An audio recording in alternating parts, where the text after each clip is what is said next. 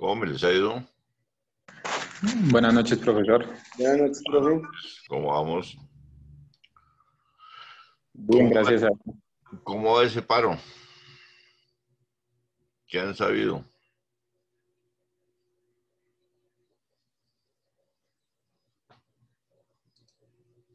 Jonathan, ¿has sabido algo?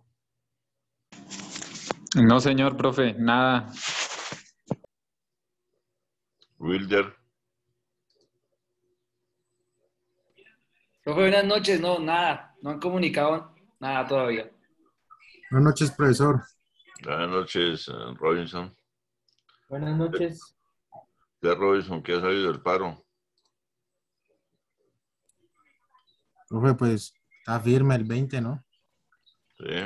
Y Nairo Quintana, no, no es Nairo Quintana, es Nairo Molina.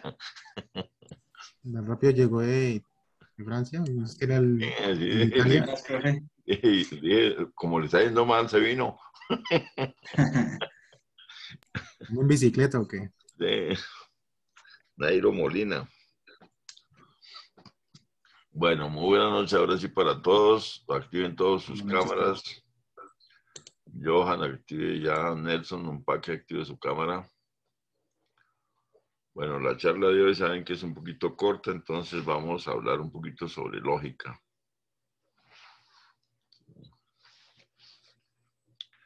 Vamos a definir un poco más formalmente la lógica, las clases de lógica, y vamos a ver cómo planteamos las primeras bases para los silogismos. Entonces, como ya habíamos dicho anteriormente, la lógica se tomaba como una parte de la filosofía. Al ver que realmente no hacía parte de la filosofía porque la lógica lo que utiliza es un razonamiento deductivo, entonces ahora hace parte de la matemática. Y es una fascinante disciplina en matemáticas porque nos ayuda a resolver muchas situaciones. Y varios utilizan la lógica para la resolución pues, de acertijos. Hay un acertijo muy famoso que es el acertijo de Einstein, que más adelante lo dejaré como tarea para la solución. Y muchos más acertijos que a lo largo de la historia han venido como recabándose lentamente. La lógica, pues, de por sí se divide en dos grandes partes. Una que es la lógica pura. Veamos a Lucho. Una que es la lógica pura.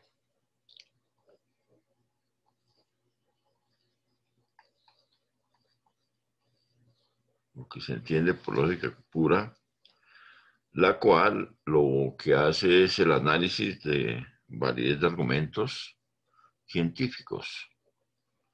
Entonces, analiza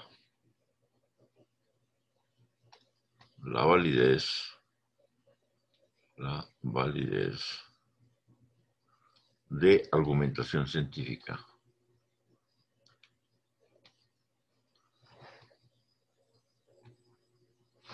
Recorremos esto para que escribir argumentación científica, que básicamente esta lógica pura pues se sigue utilizando, ya que la ciencia, su primer parte está concentrada en lo que es la filosofía y después está en principios lógicos, para montar una teoría, que la teoría pase a ser una ley. Y está la lógica aplicada.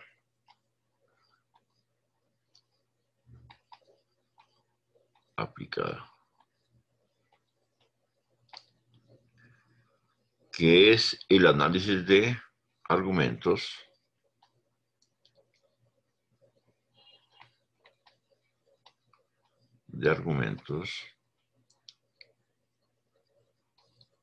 para dar conclusiones.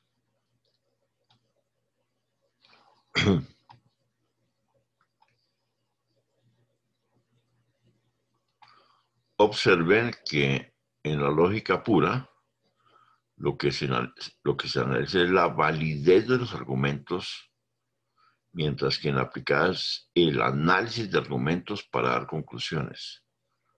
En la lógica pura nosotros no damos ninguna conclusión, sencillamente analizamos la validez de los argumentos. Son dos grandes vertientes que tiene pues, la lógica, que en muchas ocasiones lo que se hace es, primero, el análisis de la validez de los argumentos, o sea, primero se hace lo que es la parte de lógica pura, y después de que ya se ha analizado la validez de esos argumentos, entonces se entra al cuestionamiento de los argumentos para hacer un análisis y poder dar conclusiones. Aquí en esta parte de las conclusiones, cuando la ciencia utiliza herramientas como la matemática para hacerla más entendible. Porque si hablamos de, por ejemplo, de física pura, hablaríamos de, digamos, de un concepto. El espacio es homogéneo e isotrópico. Ese concepto es de la física pura. Pero si yo lo quiero llevar a un entendimiento popular, entonces digo sencillamente que el espacio es lo que recorre un cuerpo, lo que recorre una partícula en un tiempo determinado. Entonces de ahí ya me sale a mí una fórmula, mientras que aquí me sale un análisis de la argumentación. Ese análisis, aquí me saldría una fórmula, por ejemplo, que sería X igual a B por T. Y esto es lo que en física pura es que el espacio es homogéneo e isotrópico, que solamente lo entendemos una pequeña parte de los seres humanos. Mientras que X igual a B por T ya analizó un argumento para dar una conclusión. La conclusión sería esto. Entonces esa es la gran diferencia que hay entre la lógica pura y la lógica aplicada. Más o menos la lógica aplicada es llevar la ciencia para que empiecen a aparecer todas pues, las ingenierías. Eso es más o menos. Aristóteles, básicamente,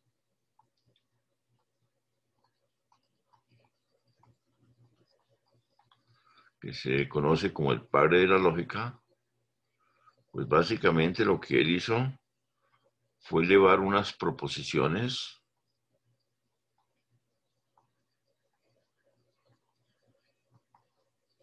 a unos argumentos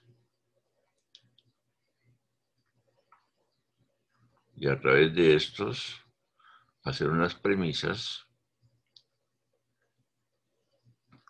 para obtener unas conclusiones.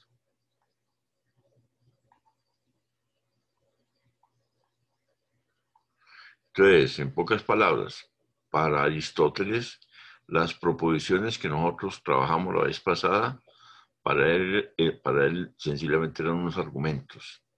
Que esos argumentos, de acuerdo a como yo los colocara en un análisis de argumentos, entonces sería la premisa principal o la secundaria, o la premisa 1 y la premisa 2, para a través de estas premisas dar una conclusión. Y a esto se le llamó el silogismo.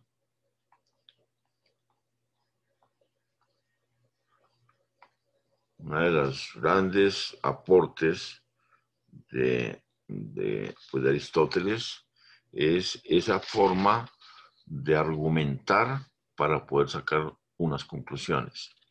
Y él le dio al silogismo unas características muy importantes, las cuales tenían que cumplir unos criterios, que había una premisa mayor, que había Pablo Corredor acaba de llegar, que había una premisa mayor,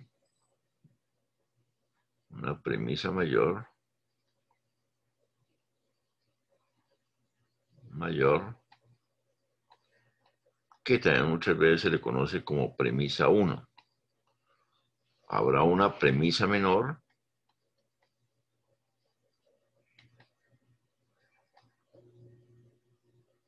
que muchas veces se le conoce como premisa 2. Y habrá una conclusión que si alcanzamos hoy a verlas, entonces veremos que la conclusión tiene parte de la premisa mayor y parte de la premisa menor. Un ejemplo que se me viene a la cabeza es, a ver, todos los profesionales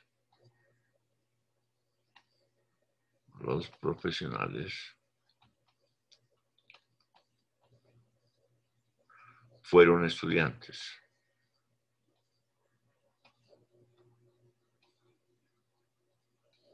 Dice que digo, todos los profesionales fueron estudiantes porque es un requisito ser estudiante para ser profesional. Se puede ser experto sin ser estudiante. Por ejemplo, hay expertos en mecánica y nunca han estudiado y le ganan pues a un profesional. Le ganan en la parte operativa, más no en la parte científica. Una premisa menor, por ejemplo, decir Juan es profesional.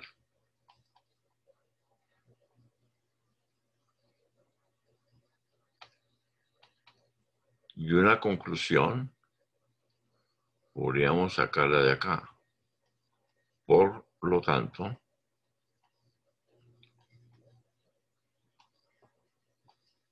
Juan fue estudiante.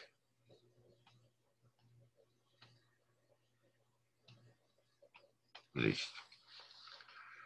Entonces, si lo analizamos, vemos que aquí con otro color voy a subrayar. Vemos que aquí en la premisa mayor hay una expresión de todos los profesionales. Dice que los profesionales actúan aquí como un sujeto. Y si me voy para la segunda premisa o premisa menor, Juan es profesional. La palabra profesional aquí ya no actúa como sujeto, sino como predicado. Aquí es el agente que cumple una propiedad o unas propiedades. El predicado sería estudiante. Entonces, profesional en la primera actúa como un sujeto y en la segunda actúa como un predicado. Fíjese que esta de profesional no está dentro de la conclusión. Este término que se repite en la premisa mayor y la premisa menor no se encuentra dentro de la conclusión. Mientras que aparece aquí estudiante que actúa como predicado y aquí en la conclusión también está estudiante que está actuando como predicado. Aquí Juan actúa como sujeto en la premisa menor y Juan actúa como sujeto en la conclusión. Esto que hay aquí, por lo tanto, pues es un cuantificador. Esto es que más adelante vemos qué tipo de cuantificador es. Entonces vamos a ver después qué tipo de cuantificador es. Si es cuantificador existencial o es universal.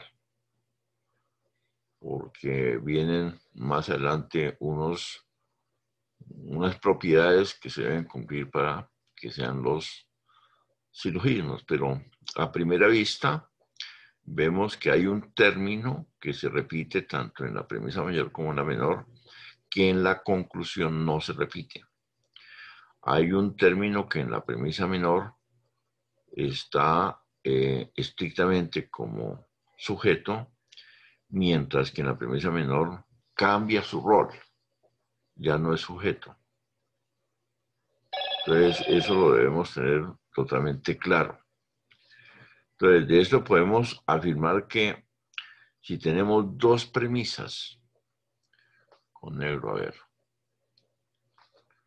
una de las afirmaciones primeras que podemos hacer es que si tenemos dos premisas,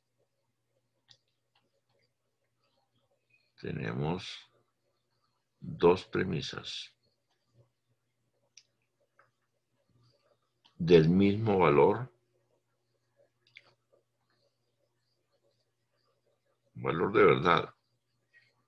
de verdad, nunca se podrá obtener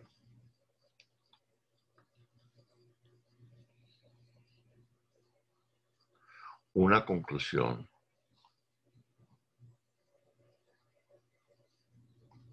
diferente de ese valor.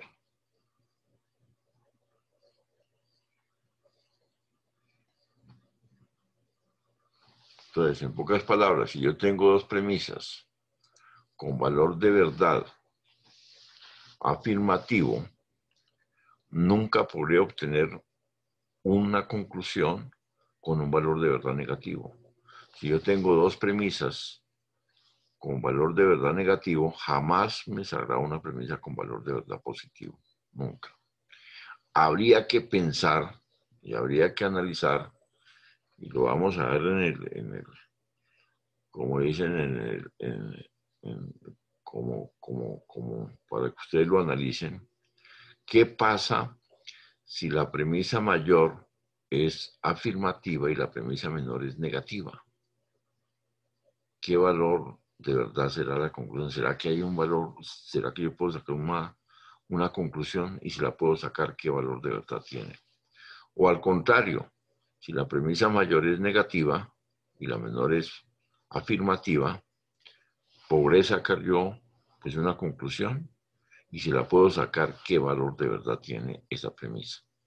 Entonces eso es como para analizarlo y ver a ver qué pasa. Lo vamos a ir viendo de pronto hoy, que ya le vamos un buen trecho. Bueno, lo siguiente que debemos ampliar nuestro rango es que ya habíamos visto dos proposiciones y las habíamos trabajado.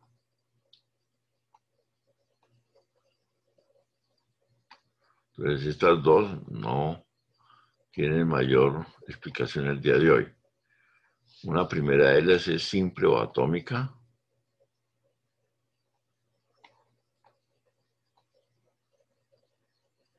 Ya habíamos explicado su significado. Y la otra es compuesta o molecular.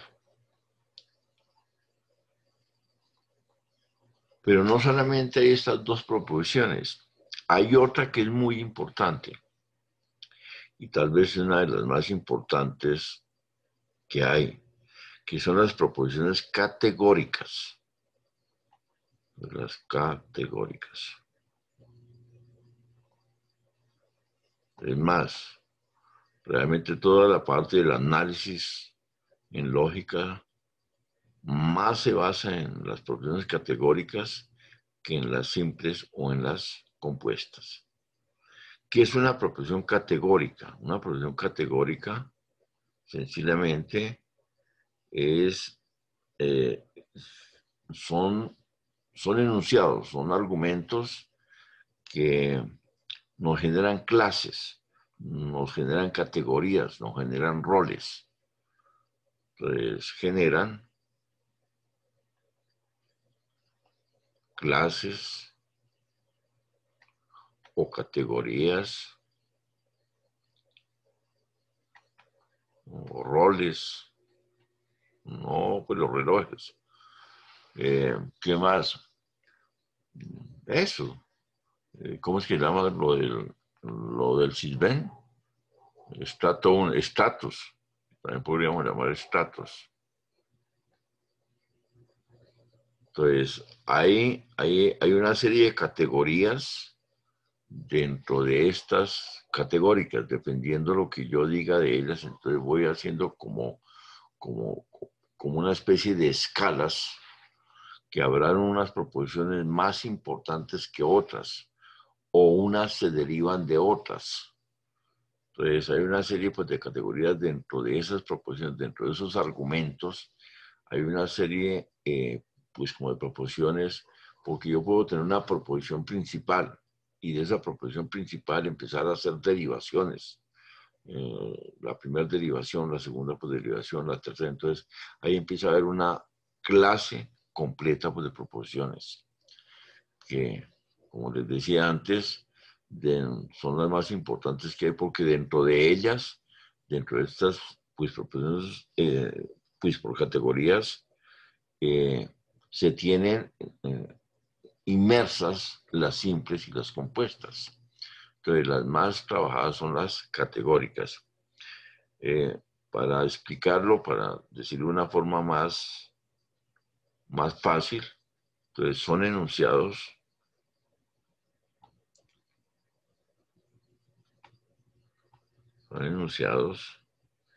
que relacionan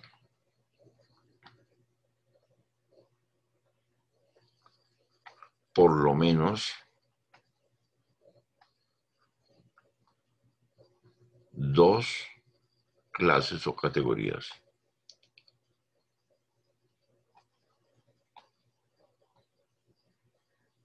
Digo por lo menos porque puede relacionar más clases o más categorías, las cuales, o mejor los cuales,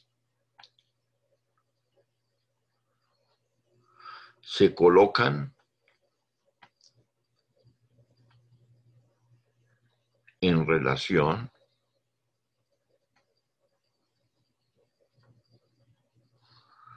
de sujeto predicado.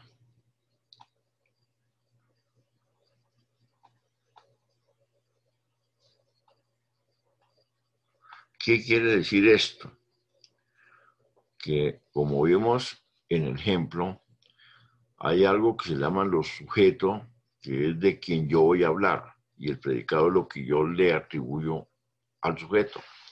Es probable que a un solo sujeto yo le atribuya por lo menos dos predicados o tres predicados. Es posible que haya un predicado más importante que otro predicado, es decir, haya una acción más importante que otra. Primero tiene que hacer una acción para hacer la siguiente. Entonces fíjese que ahí empiezan a aparecer como las categorías.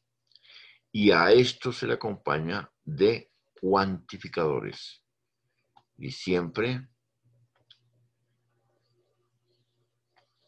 está acompañado. ¿Qué hora es? Las 40, ya se acabó la clase. Acompañado de cuantificadores.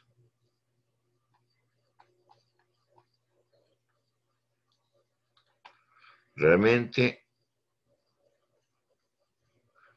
esto fue lo que hizo Aristóteles.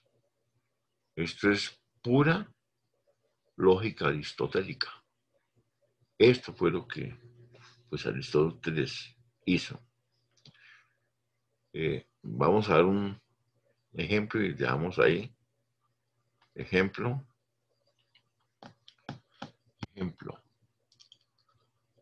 La premisa mayor, todo ser es mortal. Mortal.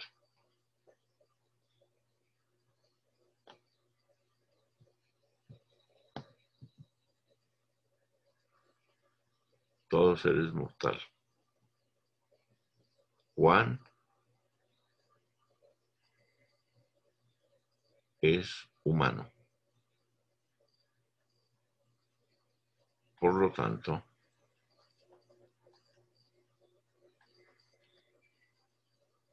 Juan es mortal.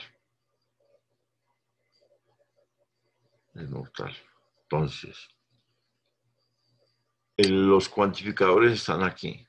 Aquí hay un cuantificador y acá hay otro cuantificador. Fíjese que en este silogismo no hay, aparentemente, no hay nada que se repita, pero es que la palabra ser y la palabra humano más o menos significan lo mismo. Entonces, estas dos palabras más o menos significan lo mismo. Entonces, Juan es un ser, pero queda muy feo decir es un ser, entonces digo más bien Juan es humano. Por lo tanto, que es un cuantificador, este es cuantificador universal y este es existencial. El universal quiere decir que coge todo un universo y el existencial es que solamente hay parte del universo inmerso dentro de eso. El día sábado vamos a ver los dos cuantificadores de manera mucho más clara. Entonces estamos completando lo que es un enunciado categórico, una profesión categórica, y la estamos haciendo a través de un silogismo. Bueno, muchachos, entonces nos vemos el día sábado. Les deseo una feliz noche y que Dios los bendiga por siempre. Gracias, Bien, profe. profesor, muchas gracias, igualmente. Bueno, Profesor, que descanse. ya están activos en el curso, ¿oyeron? De lógica. Sí, señor, gracias. Ya están los 31 ahí. Listo. Chao. Chao.